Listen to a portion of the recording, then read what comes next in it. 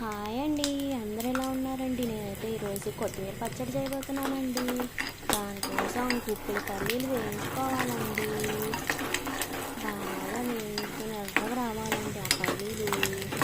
ఆ తర్వాత ఏమో చూసారా అండి ఎలా ఎర్రగా వచ్చాయో? ఎర్రగా కాలుకొని ఒక గిన్నెలో తీసుకోవాలండి ఆ పల్లీలు.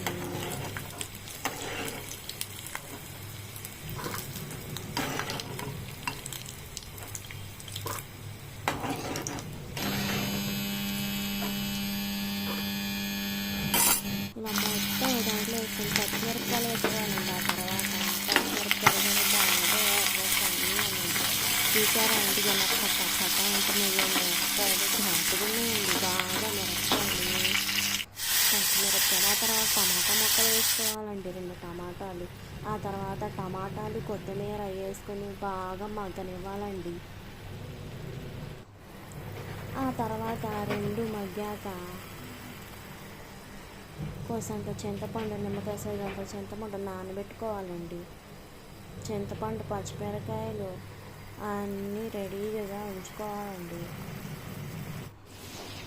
ఉంచుకొని మిక్సీ జార్ తీసుకొని ఒక కొట్టు కొడితే అంతే, కొత్తిమీర పచ్చడి రెడీ.